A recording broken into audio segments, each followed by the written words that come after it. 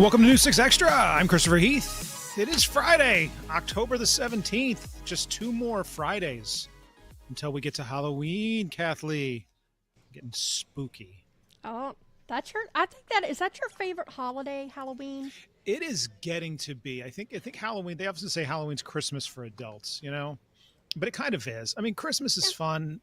Listen, like everybody, I enjoy getting gifts.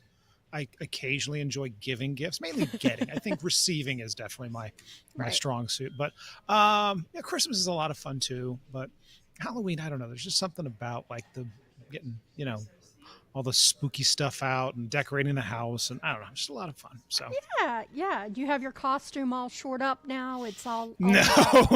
I know what I want to do, and I need to probably.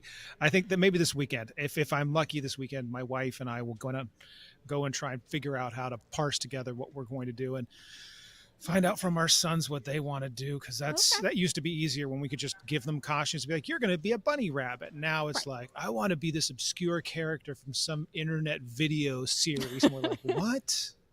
right. Like how are we gonna pull that off? Yes. So that is it. What about you? You ready? Well, I don't really do much for Halloween, so yeah, I'm ready. I mean, I got the fall. I got the fall decorations up, but that's about all I do. When I don't do anything for the holiday, I'm ready year round. Right. That's the way to go. That's the way I'm to always go. ready. Okay, Michelle, let's get you in on this, because I know you and your family we've discussed this in the past. You guys all do themed. You go all Yes. out. You were Gamora one year, correct? Correct. And I'm so happy you asked me. So we have come to the conclusion of our costumes this year. So I don't know if you've seen the very popular movie on Netflix. It's called K-pop Demon Hunters. And it's animation. And there's awesome songs, catchy songs. Googling it as we speak. Hold on. Yes, it's about a girl group, and it's also about a boy group, but the boy group, they're demons. Anyways, it's a great movie, hands down. I sing it every day on my way to work, blasting it in my car. So my husband and I and my son, I'm going to be Rumi. I already have the purple wig ready to go. And then my husband, he is going to be Jinu, part of the Saja Boys, which is the boy group, and my son is also going to be part of the boy group as well.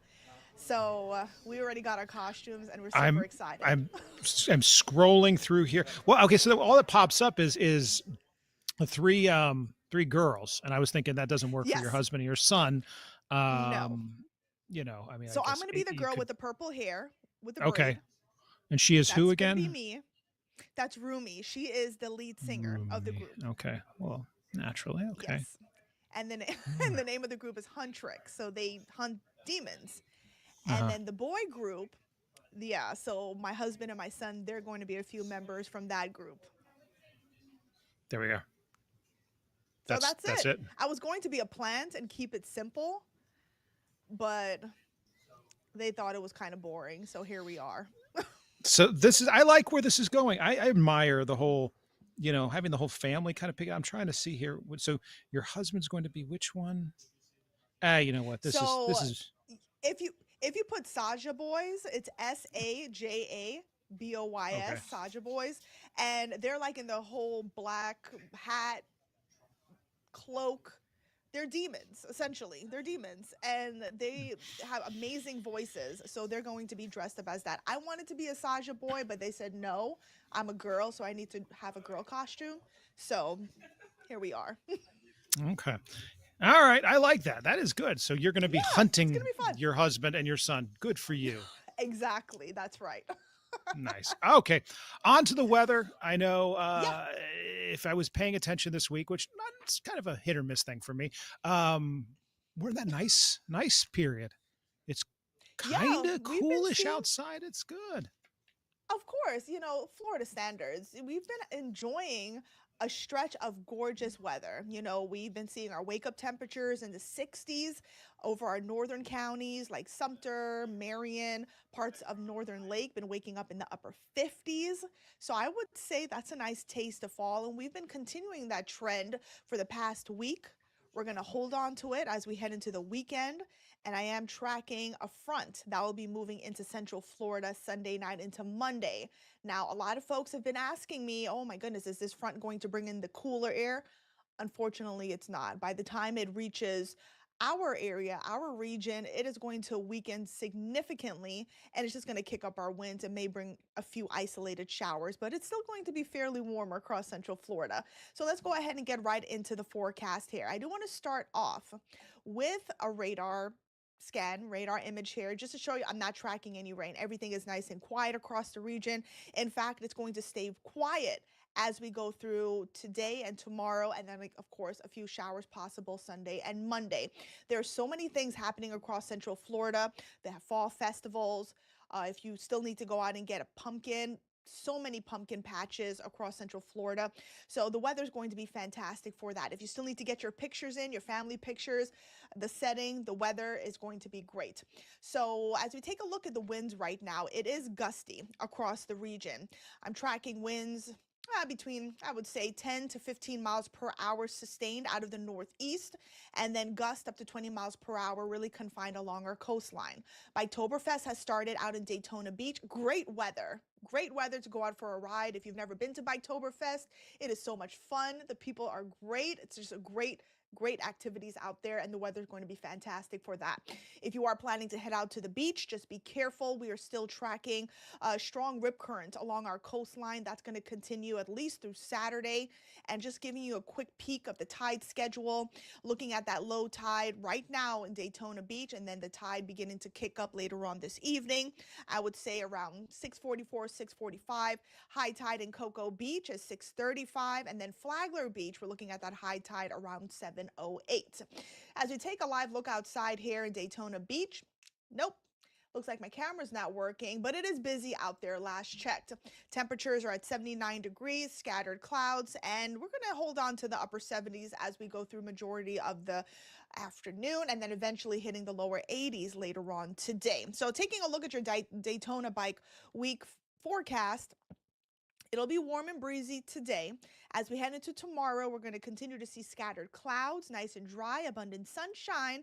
And then on Sunday, a little bit warmer at 85, but ahead of that cold front, we're going to begin to feel the humidity kick up just a notch. So it's going to be a touch humid, still comfortable, but you'll definitely feel the difference in the humidity as we go through your Sunday afternoon. Your planning forecast for Orlando looking great. It's going to stay nice and comfortable and warm as we go through the afternoon hours, with temperatures in the middle 80s as we see that daytime high around 3:30 this afternoon, and then slowly seeing those temperatures dip into the upper 60s later on this afternoon with a few isolated coastal showers. So your forecast highs for today: 83 in Kissimmee, the Villages, 80 in New Smyrna Beach, 81 in Cape Canaveral, 82 in Mico, and 83 in Wildwood. And yes, we are below average for today. Fall Festival forecast for the weekend looking gorgeous across the region: 84 degrees, sunny and comfortable. And then on Sunday, it will be a little bit warmer as that front begins to move in. It is going to kick up the humidity. We'll see a high of 87. And then, as I mentioned before, a few isolated showers are possible, but the severe weather threat is extremely low. Clouds and rain forecast, keeping things dry as we go through tomorrow morning. Notice those clouds streaming in and out of the area. As we head into your Sunday morning, looking nice and dry if you're an early riser like myself. Going through your Sunday afternoon, looking pretty good. A few isolated showers possible. And there goes our front moving through the overnight hours, and it'll be a quick moving front. The winds are going to begin to pick up across the region. So expect a breezy day on Monday with a few showers possible early Monday morning, but then that front beginning to clear things out, clearing out that humidity, and then that wonderful fall feeling low humidity will return, or low humid conditions will return to Central Florida as we go into our Tuesday. Now switching gears here, what's happening in the tropics. I am monitoring two spots here. Looking at a tropical wave here found over the central Atlantic. It does have a low chance for tropical development as we go through the next several days, a 10% in the next 2 days, and a 30% in the next 7 days. Now, I do want to let you all know that we have plenty of time to watch this. This is going to be a very slow evolving system, and it is expected to arrive as we go through, I would say, closer to Halloween in that general area that is highlighted by the National Hurricane Center. Now, all long range models, there is absolutely no agreement as to what's going to happen. That's why we have so much time to watch it. But it is something to definitely monitor as we go through that time frame. Another area that we are watching here, it's a non-tropical low over the northern Atlantic. Not really an issue for us to monitor, but I do want to mention it because there is another area that we're watching. It has a very low chance for tropical development in the next 2 to 7 days, but it's also moving over cooler water. So it would be very interesting to see if any development happens as we go through that time frame. Now, the tropical takeaways, we're watching that first area that I mentioned that is expected to enter the Caribbean Sea as we go through next week, late week. Now, it could strengthen. That environment certainly looks favorable for that to happen. But again, we have plenty of time to monitor it. And if it does get a name, the next names on the list is Melissa and Nestor. So I'll leave you here with your 7-day forecast as we go through today. 85, partly cloudy skies. Wake up temperatures tomorrow in the 60s. So it's going to be a comfortable start. We'll see a high of 84 Saturday. And then on Sunday, it'll be another nice start to the morning. But again, the humidity will begin to rise ahead of that cold front. We're looking at a high of 87 degrees on Sunday. I'll keep the rain chances low around 20%.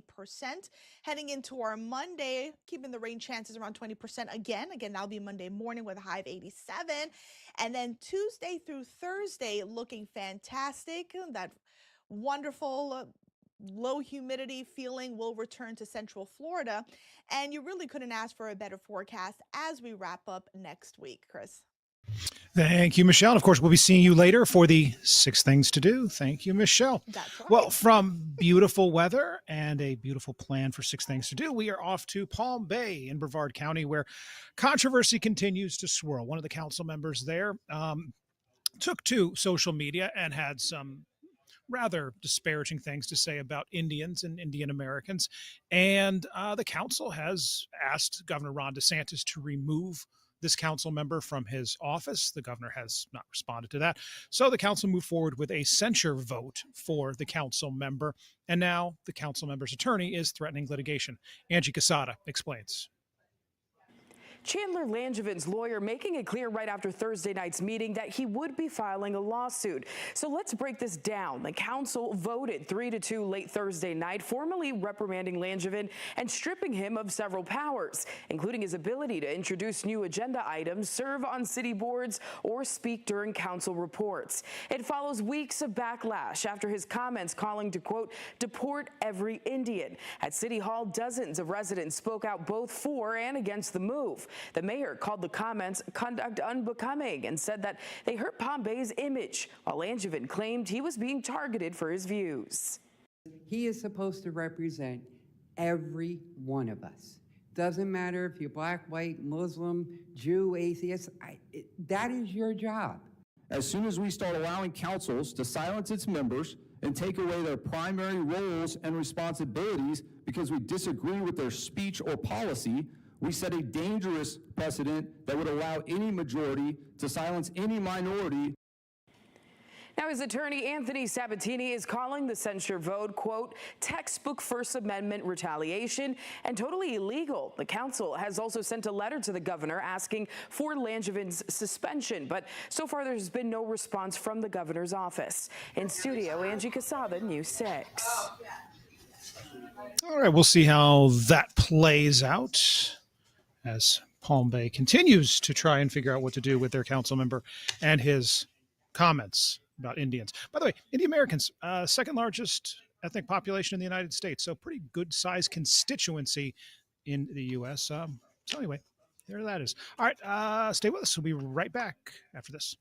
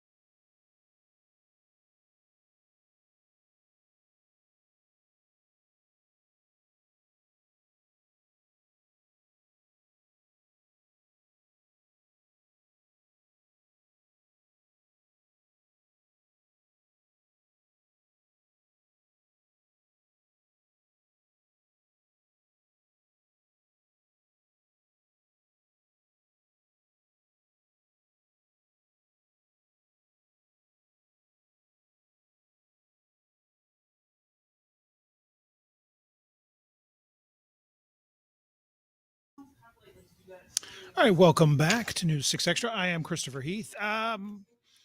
Hey, we're in week 3 of the government shutdown with no end in sight. And I mean that because the House is adjourned until next week, so they're not doing anything. And the Senate hasn't really budged on anything. So the government remains shut down. And that what that starts to matter is to the people and the families that are now being impacted. The families where paychecks are no longer coming in. Workers have been furloughed, they're not getting paid, or workers have been told they have to report to work, but they're still not getting paid. And while, the White House has been able to move around some funds to try and fund the military in the short term, eventually that will run dry as well. And the trickle down then begins when all of these services are unavailable, the services we count on for our government to do. This includes, I think, for most of us, our main interaction with the federal government comes in the form of flying. And for weeks, we've been keeping an eye on Orlando International Airport as one of the busiest airports in the United States. Obviously, it's going to start feeling the impacts, and those impacts are now beginning. And travelers are starting to notice either problems at MCO or problems with other airports that MCO flies to.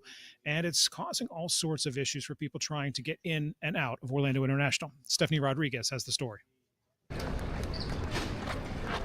While it's a busy scene at Orlando International Airport, travelers seem to be having a normal experience. With the government shutdown, were you anticipating any delays flying out of Orlando? We were expecting a lot, but there wasn't really much to deal with. It was a smooth process. There weren't any delays. Past shutdowns have resulted in a spike in TSA officers and air traffic controllers calling out sick from work, contributing to delays and flight cancellations. I spoke with airport officials who tell me that things here are running as normal despite the government shutdown. Still, travelers tell me that they took extra precautions before coming to Orlando International.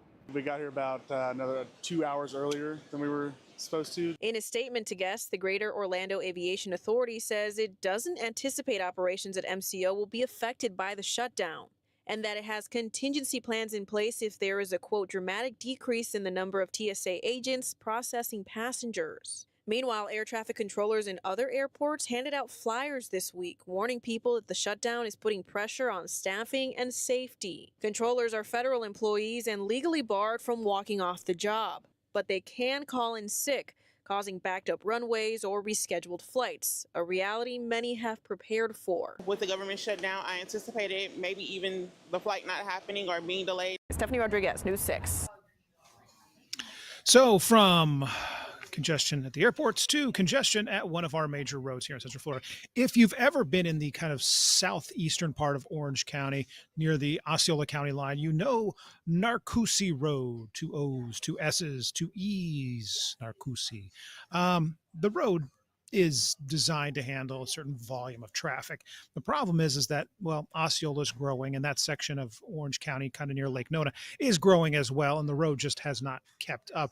And so for drivers, it's the nightmare of sitting in traffic, seeing the light ahead of you turn green, nobody moves, stays green, nobody moves.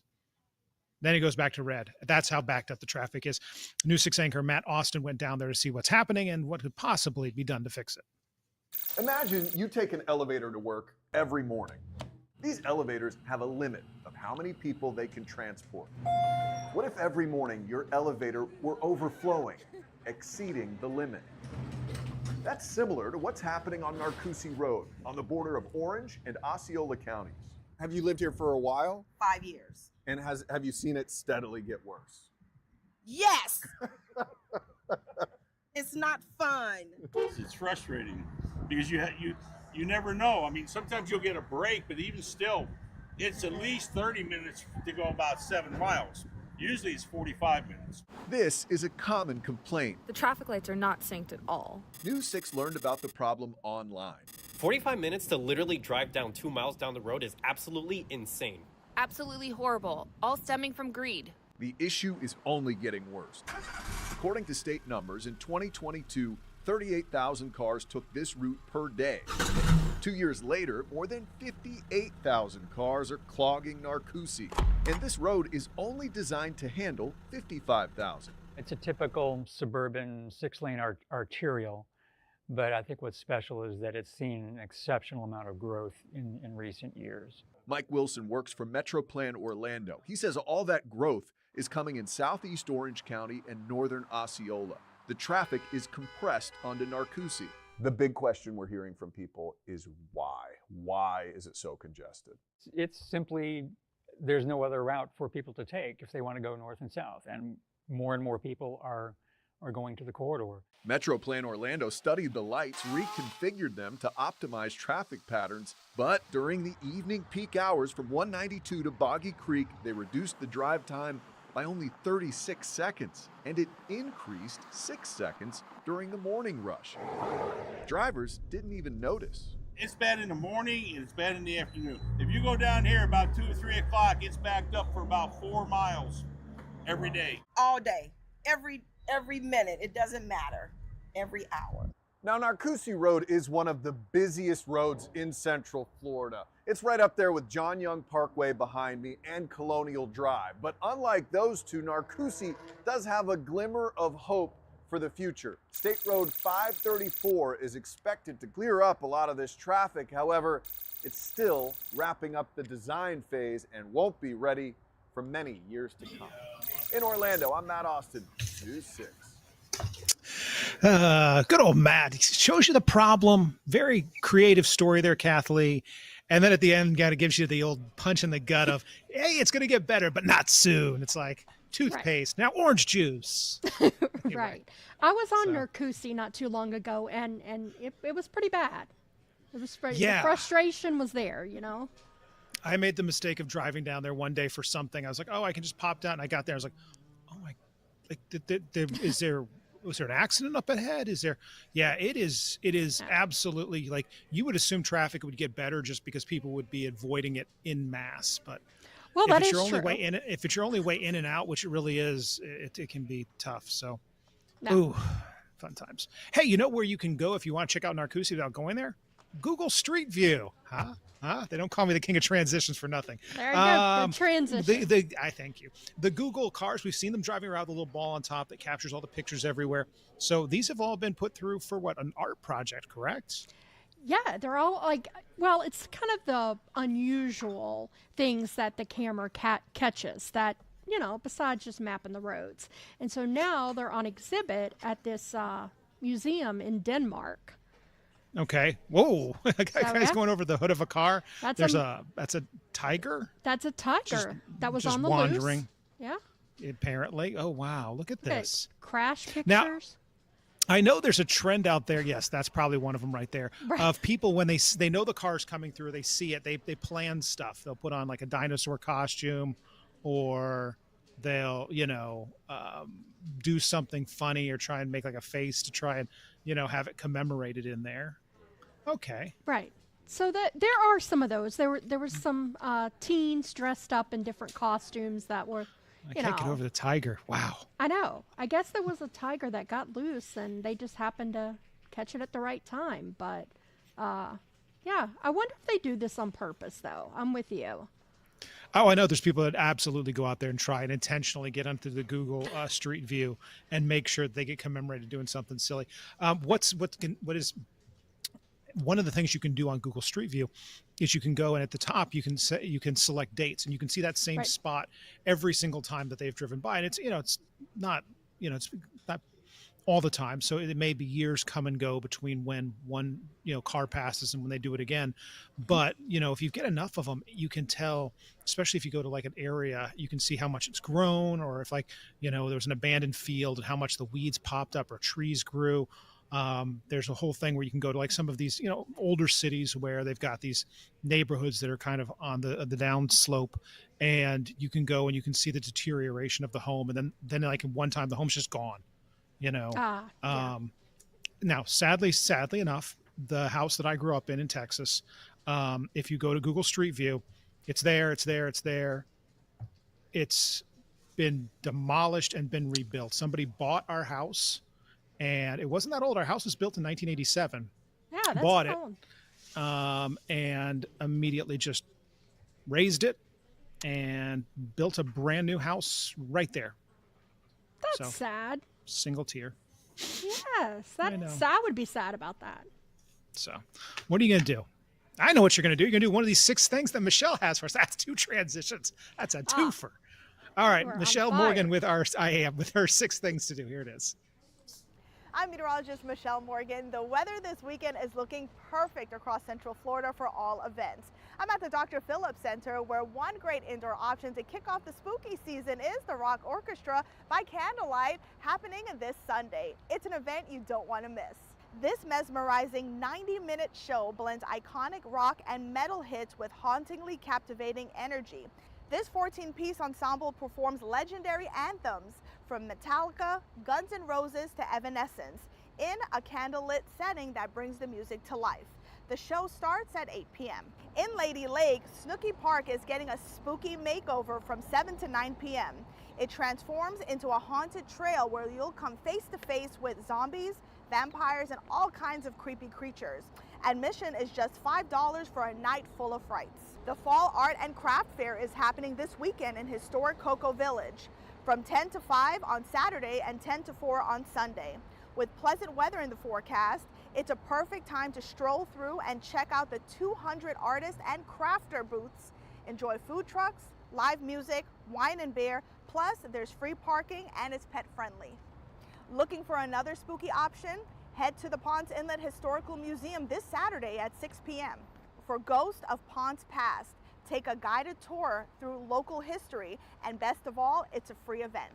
Grab your best pirate gear and set sail for Yo-Ho, A Market's Life for Me, this Saturday from noon to 5 p.m. at the Tom Fellows Community Center in Davenport. Explore over 30 local vendors, enjoy pirate-themed photo ops, and join in on the family-friendly fun. Also on Saturday at the Wall Street Plaza, the International Vegan Food Festival Halloween Bash from 2 to 8 p.m. Enjoy plant-based foods, live entertainment, and a Halloween costume contest with cash prizes. If there's a fun event happening in your town next weekend, I want to hear about it. I've been getting so many fun events from viewers just like you. You can send them to me on clickorlando.com or visit our new 6 app. Just click Contact Us. All right, thank you, Michelle. Anything in there tickle the old fancy, Kathleen? You know, I like the rock concert by Candlelight. Yeah. When I heard Guns N' Roses, I was thinking, oh, I really hope they play November Rain. November Rain. Yeah. Yes. Song just kind of, goes along and then it slows down a bit and then dun-dun-dun. It's like, picking back up again. Yeah, wouldn't that be fun? I hope they play that.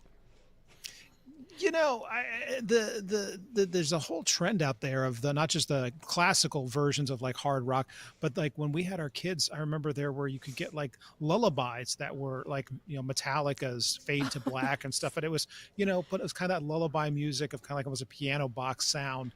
And it's like, oh, that's cute. Well, that's kind of nice. Yeah. So my wife still plays music for the boys at night. She puts on like classic music for them to listen to because, I guess she thinks it makes them smarter. I don't know.